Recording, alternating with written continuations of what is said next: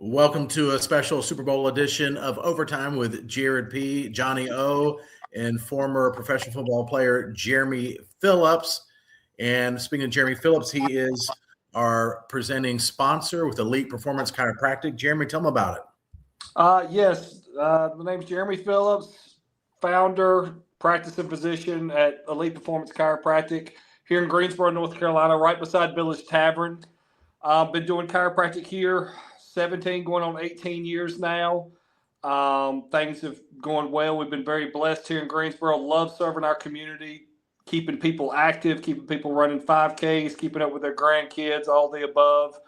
Um, this week, the theme has been snow shoveling and slipping on the ice. So we saw our fair share of those this week. But yeah, things are going good and really happy to be back. I've missed the last couple of weeks here, so I'm excited to get back in time for the Super Bowl. Excellent. Well, speaking of the Super Bowl, Jeremy, what's your thoughts? What's your ideas? What's your breakdown of Super Bowl 60? I guess as we've been doing the top five about all year, I mean, these teams have been pretty consistent mentions on our show.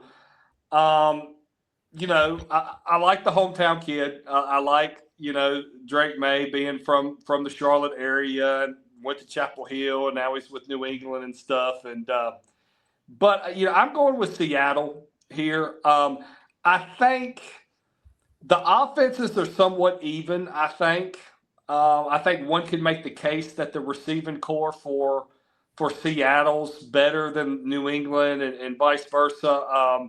I think they both have well-established running games, and both their coaches preach the importance of the running game. But I just think Seattle's defense it has the edge on New England's defense, if that makes sense. If I was grading these teams offensively, I would say it's kind of a wash. But I think that defense for Seattle, as we've talked about numerous times on this show, and they just continue to perform. And the thing, me being a former offensive lineman, thing you pay attention to with Seattle's, front seven, front eight, however they play, the whole left side of New England's offensive line is rookies. And, and in games like this, just like last year, if there's some weakness on the offensive line, just like Kansas City, they got exposed last year. I mean, how many times they sacked Mahomes last year? Philly did. So I'm anxious to see if this front seven for Seattle continues to play with the intensity that they've been playing with all season. And I bet they do. I think that is the difference, that Seattle defense. And you got I didn't realize this, but I just saw it. Drake May has been sacked 5 times in each one of these playoff games. And if he's been sacked by by that team, those teams, Seattle's going to go after him because they really did. They slowed down Drake May big time. His legs helped on a couple of those on that one win. But I agree with you, and I think I can't remember what Jared had said earlier this week, but yeah, Seattle's got the edge. They should win. I think they're the better team, but both teams very well coached. And I want to mention, I just saw Mike Vrabel got the Coach of the Year, so I'm happy for him. It's hard to go against what New England has done this year because it's been spectacular. They go in with the same record, 17-3 or whatever, 17-4. Good stuff. So I'm going with Seattle as well. What about you, Jared? Yeah, earlier this week I picked Seattle. As I've had more time to think about it, I'm a little wary of Sam Darnold. Like, I'm worried we're going to have that Sam Darnold game we've been worried about all year, and I know it's unfair, but everybody's waiting on him to fold. It's like he did it last year. He was great all season long till the end of the season in the playoffs, and he's been looked great in these playoffs. The fact that Josh McDaniels, this is his 10th Super Bowl as an offensive coordinator. I think he's going to be really prepared. Tom Brady this week said they installed 3 plays before one of their Super Bowls that Friday that they had not done all year. He and Josh McDaniels, and they ran it. They ran all 3 plays, and they scored on 2 of them.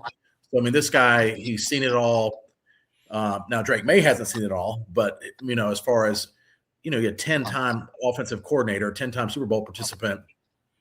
The edge in coaching definitely, as far as experience and Vrabel playing in multiple Super Bowls, goes to the Patriots.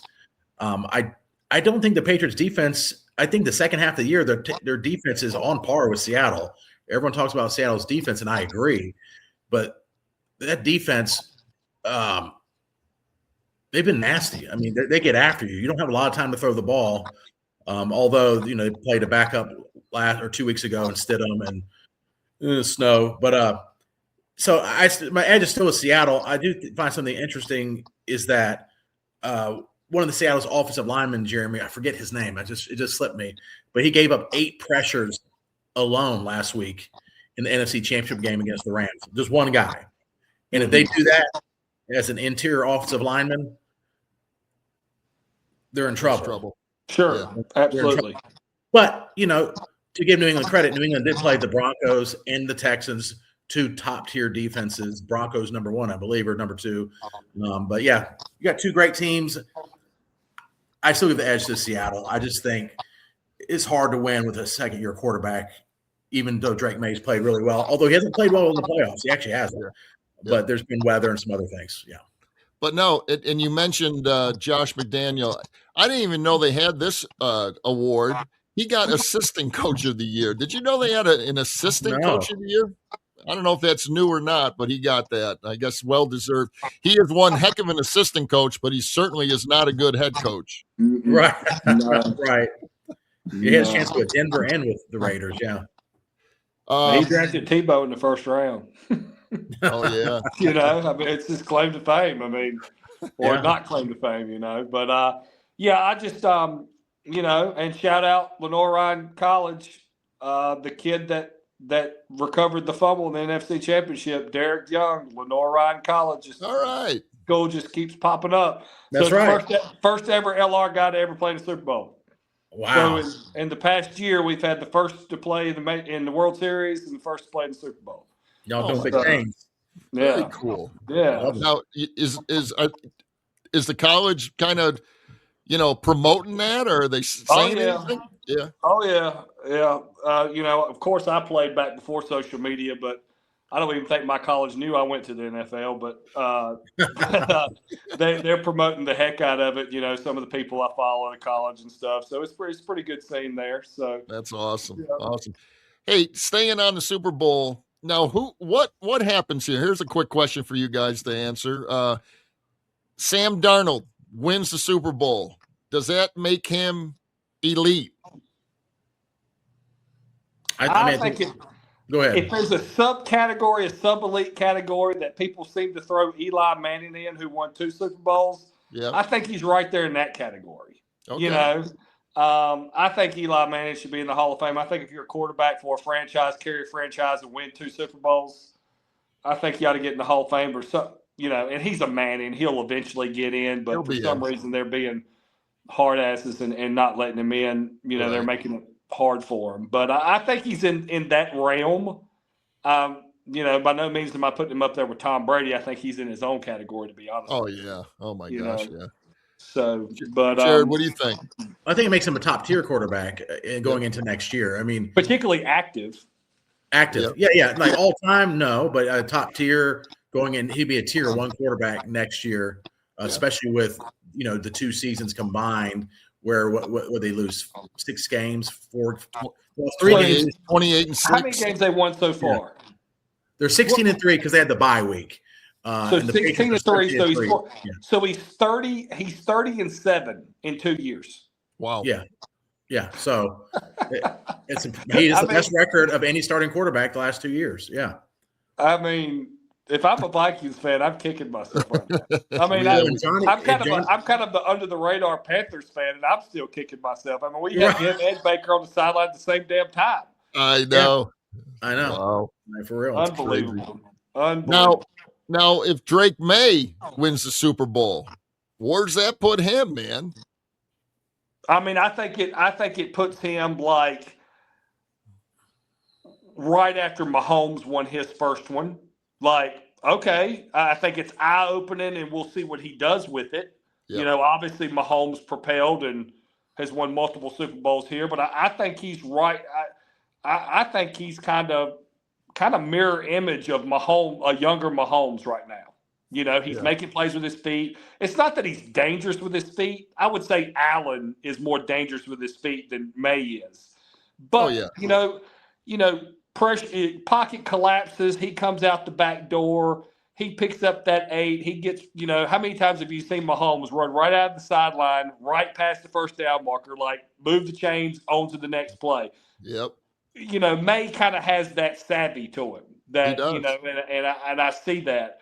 If he wins it, I mean, he's right up there. I think he projects he could be on par with that, and it's so crazy. Like, I never got tired of Tom Brady. To me, Tom Brady's the best football player we've ever seen on this planet. Okay? Good. I never got tired of Gronk, and I never got tired of Bill Belichick. But damn it, it doesn't seem like these New England fans have paid their dues. Like, here they are. They're back already. Like, I know. I guess one could say they had the heartbreak seeing Tom leave and go win another one for Tampa. Oh, yeah. But, like, they should not be in the Super Bowl back this quick, right? Like, it doesn't even seem fair, No. But, I've always said, and I played for 2 different organizations, I have always said that however your front office is ran, good or bad, is going to show up on the field. Yep. And there's no secret and no baffling to my mind as to why, like, the New York Jets, the Cleveland Browns, they continue to always be the bottom of the barrel. The first organization I was with, you could tell they had won a Super Bowl. You could tell everything was just buttoned up, ship shape, but that was my rookie year. I thought, oh, this is the NFL. This is the way it's supposed to be. And then I go somewhere else that had never won a Super Bowl, and it was a stark difference, and I could clearly see why. Yeah. I'm glad you said that. Mike Vrabel, they were showing a clip of when he went to Tennessee, and then they let him go, which was obviously a huge mistake. And when he came back at his opening press conference, it was actually in front of fans, but he was saying that he wants to bring back, the Patriot way, all that stuff. But he goes, not every organization is the same. Like, don't take for granted what we have here in New England. And because he's seen it as the head coach at another place, that it's not the same. And I think Colin Cowherd, he talks about, if you have a good owner, you have to have a good owner, coach, and quarterback. You have those 3, and left tackle. You have those 4. You have the building blocks for something special. Absolutely. If you're missing one, it could be problems.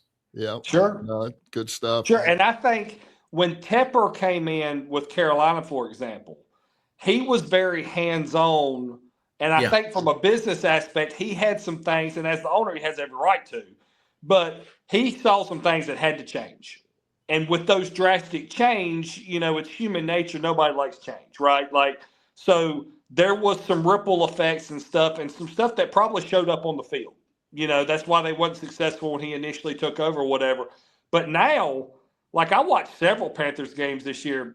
I don't think I even saw Tepper on the screen a handful of times. Like, he backed off. Yeah, he seems very hands-off now, and I think now that he's got probably the business and the behind-the-scenes stuff set up and he's happy with it, now he's easing back and letting his player personnel do their job, his general manager do their job, obviously the coaches and players do their job, and I think that's what's kind of starting to right the ship for the Panthers post his initial ownership. Oh, no doubt about it. He was almost like a Jerry Jones. He was getting too involved with it. And now that you step back, like you just said, and let everybody that he hired do their jobs. Mm-hmm. And look they're on they're rising. They're doing something. They're improving every year, which is really good to see. Hey, just a couple shout outs before we move on. Luke Kuechly, Panther, Hall of Famer. God, I love that.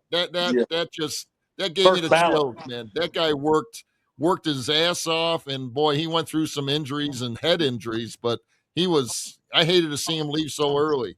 And you know what, Jeremy, since we have you on the show, Matthew Stafford, MVP, well deserved.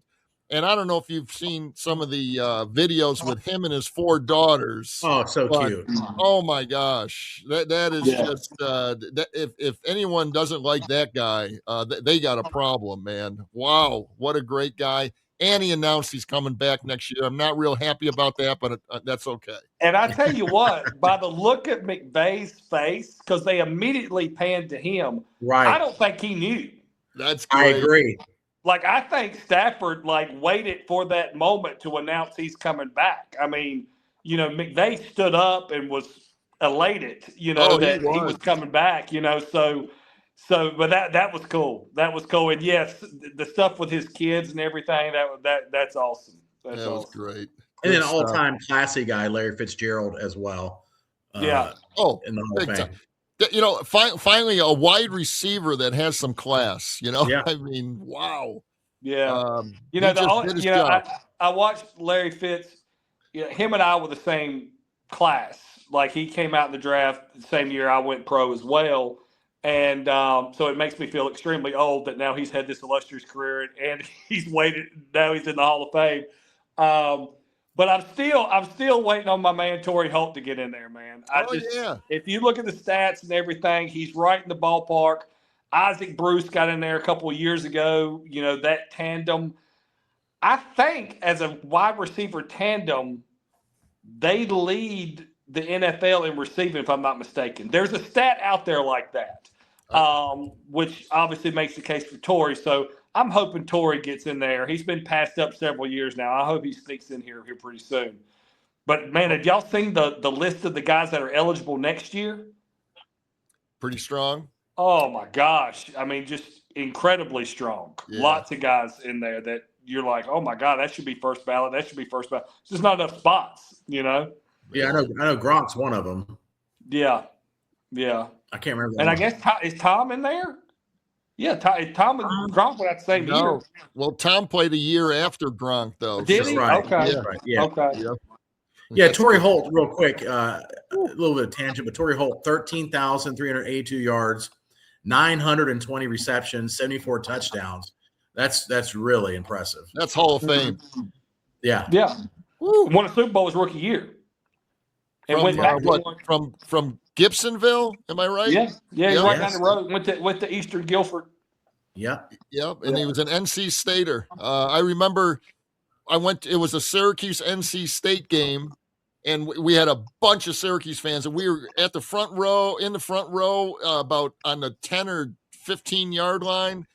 And I think he caught like 17 passes for about 200 and something yards that night, I should say. And that's when Syracuse, we were like number 3 in the country, and NC State and Torrey Holt beat us bad. I'll never forget when Florida State joined the ACC, and they went undefeated in the ACC. I mean, this is back Bobby Bowden days, Ward. I mean, they're competing for national title stuff. Charlie Ward stuff back then, and they probably went 5-6 years before they ever lost a game in the ACC. They dominated. Well, basically, Torrey Holt beat them. If you watch the highlights of that game, Torrey Holt beat them by himself. It was unbelievable. He ran a punt back. He had 2 Hail Mary passes. I mean, it was amazing. He's an even better guy. He's an awesome human being. I love Torrey. He's a great guy, and he's doing some awesome work. Him and his brother. His brother and I were the same age. They own a construction company together in Raleigh, and they're building a lot of schools and stuff. That's awesome. Yeah, so they're getting a lot of state contracts, building a lot of schools and stuff. So they're doing great. And Torrey and Terrence, they're both awesome people, great people. Love it, Jared. We need to reach out to him. I wonder if we can get him on. That would be a thrill to have him on. We know somebody that knows him. For sure. Yeah, that'd be great. Yeah. Cool guy. All right, before we go on to the next segment, a quick thank you to our other sponsors that make this all happen. Estate Jewelry and Loan. We got Salsarita's Mexican Grill, 424 Indoor Golf Anytime, Jimmy Snow's Imperial Marketing Solutions, and California Burrito Express in Greensboro. All right. Super Bowls. I mean, I'm planning a meal for the Duke Carolina game too, but let's talk about the Super Bowl go-to foods. What is that? What's that food that you gotta have on Super Bowl Sunday? I always have a bunch of kale. That's my go-to. For me, if I have to just do one, it's not even a food, but like appetizer. I have to have buffalo chicken dip. Oh, okay. My daughter makes this incredible buffalo chicken dip. I mean, wings, obviously, but buffalo chicken dip is fantastic. If I could only have one thing, I would settle for chips with the buffalo chicken dip. Yep. What about you, Jeremy? Yeah, I'm a big wings guy. If we're going protein, if we're going meat, I'm a big wings guy. I'm a offensive lineman in me. I'm a fool for pizza. Depends on if I'm smoking something on the grill. Y'all, I sent y'all a picture the other night. I grilled a big beef tenderloin, so I'll go that route. But appetizers, just fatty food, Super Bowl, whatever. I'm going chicken wings, pizza, of course, cold beer. Got to have my cold beer. And you're not a bourbon guy on Super Sunday? It's after halftime. Let me get my belly full with the beer first, but then we'll settle down the fourth quarter with the bourbon, right? Nightcap. But yeah, wings are number one for me. My wife will tell you anywhere we go, I'm getting wings. I love chicken wings. Love chicken. Real quick stat, Johnny. Real quick, sorry. Go ahead. They're expecting 1.48 billion wings to be eaten on Sunday. Unbelievable! Wow, that's a lot of wings, a lot of chickens. Not a good day to be a chicken. No, hey, Jeremy, when Jared and I saw that beef tenderloin come off the smoker or the grill or whatever you had that coming off of, we decided instead of that chop house lunch that you owe us, okay, just invite us over for the tenderloin, man. All right, we can do that. I love that. We can do that. Let's give me a few weeks to get past this hurdle, this snow's thrown at our schedule. Oh no, here, I can do it. Yeah. Absolutely. Yeah, I got no problem with that. I love to grill. I love to grill. My go-to, Jared stole my thunder a little bit, but Kim makes a buffalo chicken dip. Really? Wow. For the past 13 years, that has just been spectacular. It's like eating it every time I have, it's either on a chip or a cracker, and it tastes just like a chicken wing, man. It gives you that good flavor. That's how good it is, and she puts enough heat in it. But the other thing is bang bang shrimp. I make a bang bang shrimp that is just outstanding, and that would go well with that beef tenderloin, maybe. No, for sure. Let's do it. But yeah, those are a couple of my go-tos right there. Yeah, so. A good old brat too. A good old brat, hot off the grill and a beer. That's good stuff too. So. Boy, you're making me hungry. I know. I haven't had lunch yet, so I'm sitting there. It's like going to the grocery store hungry. My wife's like, "Why'd you buy this?" I'm like, "Because I was hungry." Yo, you come back with a bunch of Fruity Pebbles. Yeah, man. All right. Well, let's finish off the show. We got Duke and Carolina. The more I think about it, I've been down here for over 30 years now, and I've been trying to just stop. Is this really the greatest sports rivalry in all of sports? And of course, I think about my Red Sox and the Yankees, and even Michigan, Ohio State football. But this is special. I mean, every one of the games, and for it to be 8 miles apart. These guys know each other. They, like they say, they get their hair cut at the same place, for crying out loud. Each of these teammates from each team, and celebrities show up, the whole 9 yards. But my question is, okay, do the people in the Midwest, out west, way out west, do they really care about it? So is it a nationwide thing or what? I absolutely they do. I lived in St. Louis for 6 years, and this game would be on at the bars. The bars would be packed. I'm not saying it was as intense as it is around here, but people knew Duke Carolina was playing in the Midwest for sure. I remember being in a mall in Idaho Falls, Idaho, and they had like Boise State and stuff, and they had a Carolina and Duke section. I mean, even in Boise, Idaho, all places, and plus ESPN. I think it's one of the, or maybe they made. I think it was the first college basketball game where they'd have three. It'd be on. They'd have the over the basket cam. They'd have the sideline cam. They'd have it on 3 or 4 different networks. Yep. And then it is, to me, must see basketball. Of course, it's bigger here, but you know, I think it does. It has a nationwide star power. And even when there's a team that's not very, a few years ago or whatever, if Carolina wasn't, even most of the time they're ranked. I can't remember the percentages are there, but if one team is out of the top 20 and the other team's really good, it's still special because it doesn't matter. That night they're equal until the end of that game. And each game usually goes down to the wire. So well, and you're right. And Jeremy, on our earlier episode, there's a stat. Johnny's our stat guy, but I got him on this one. Yeah. Even though we're the same show. No, but I was shocked by this. I know it was close, but since 1977, they played 114 times.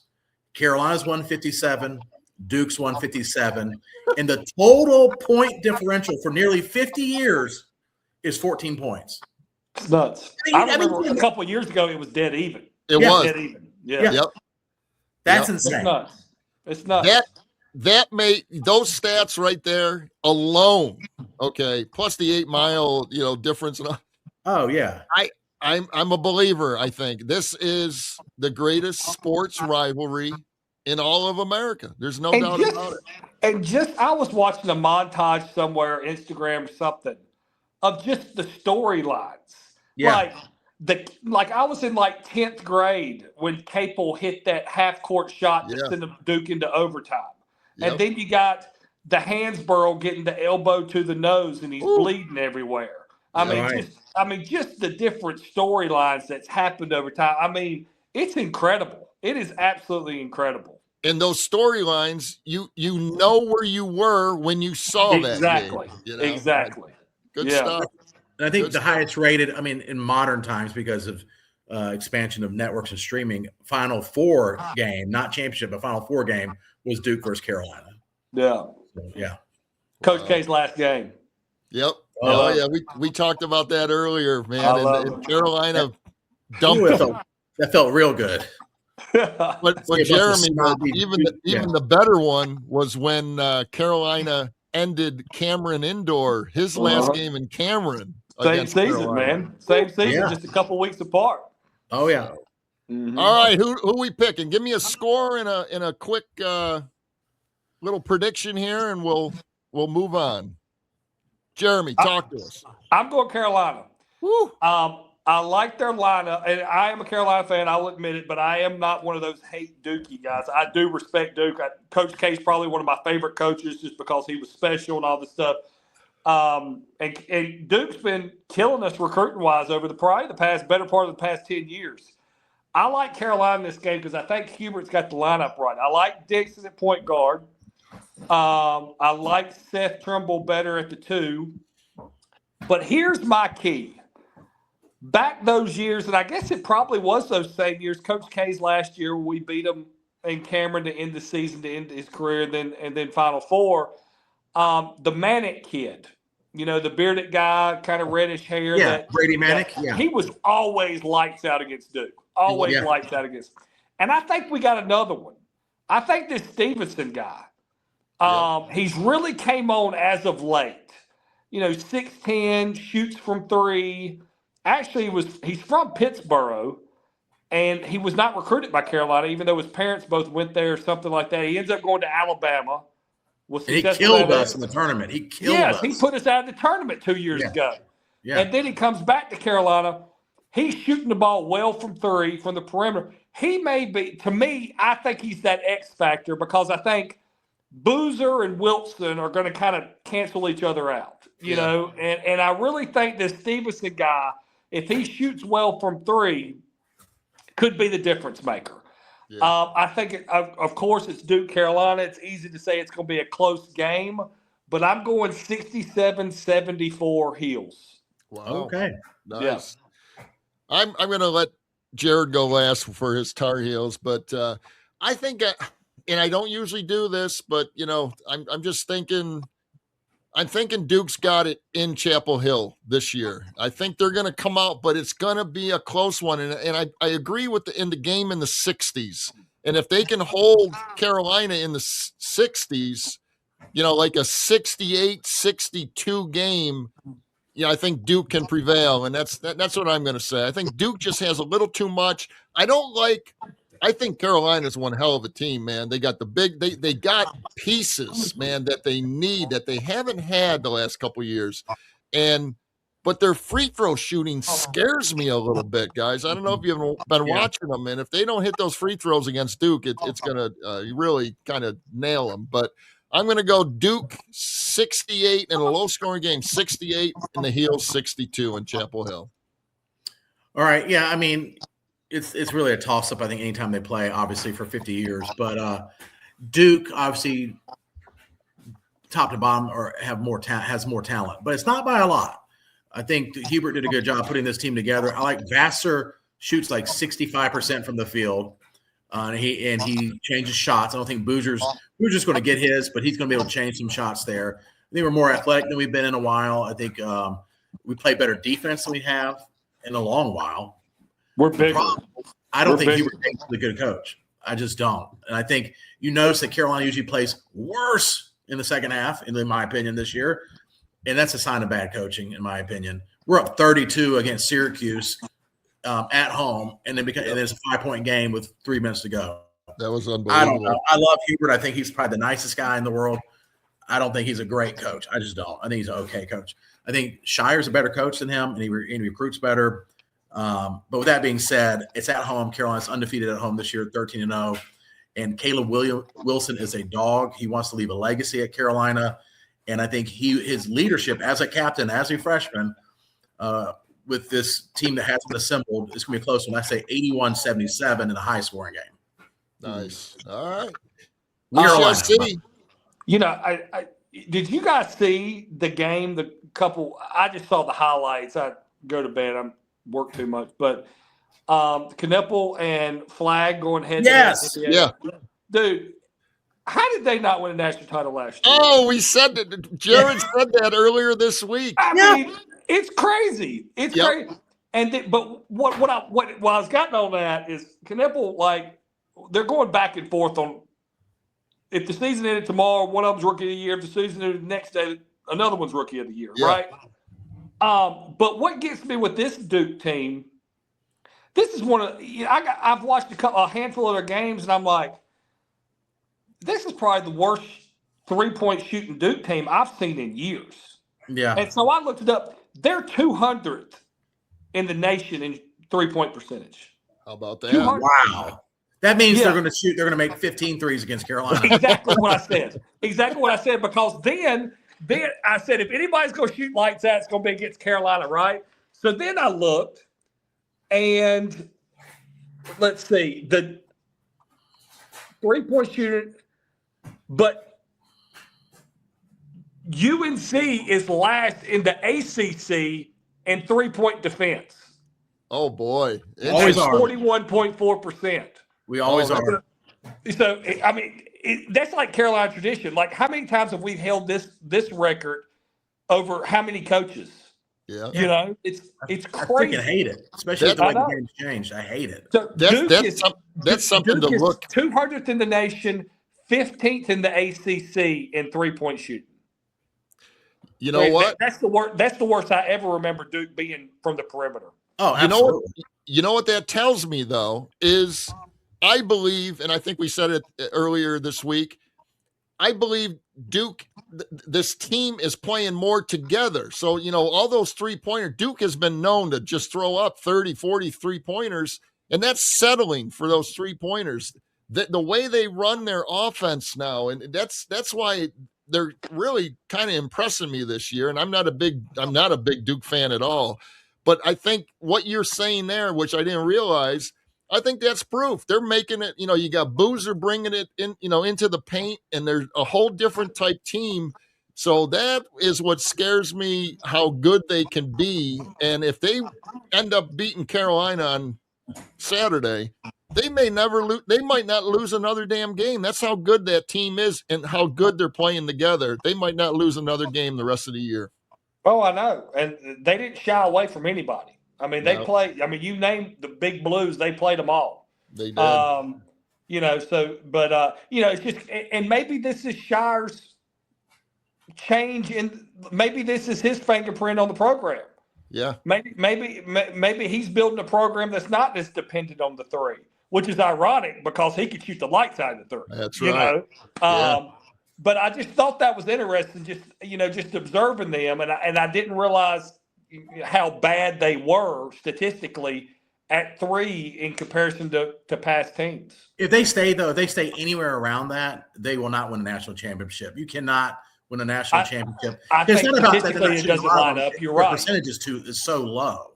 I agree. If you start breaking down the stats, it does not set them up to win a national title. Yeah. Yeah. I don't know. Because what's going to happen is they're going to catch one of those teams in the tournament that just gets red hot from three, and there you go. Yeah. Exactly. So does Hubert does he pack in the middle and let them take threes or what? What are they going to do Saturday? Well, hell, that's what the Carolina does anyway. They never get a they don't guard the three. Drives you crazy. Dean Smith didn't do it. Roy Williams didn't do it. I think you let Boozer 1-on-1. Yeah, like if he gets 30, that's fine. Okay, let's let him get his, but not let anyone else get off. Well, I think that's what Shire's going to say in their locker room about Wilson. Yeah, stop everybody else and let Wilson do his thing. That's why I said I think Boozer Wilson's kind of a wash. You know. Okay. And I hope they both go off. I mean, that'll be pure entertainment if they each score 30 in that game. Oh yeah, that's what I meant by wash. I think each of them still gonna get theirs, for sure. But it's just the role players, and let's be honest, the role players is usually traditionally what makes the difference in these ball games. Absolutely. Manic getting hot from three. What did he hit, like 6 threes that in Cameron that last game? I mean, you just never know. That's what it takes to win this ball game. Yeah, absolutely. So, all right, good show. I'm glad we had you on right before this incredible sports weekend. So, good stuff, guys. Have a great weekend, and don't drink too much bourbon. No promises. See ya. Y'all have a good.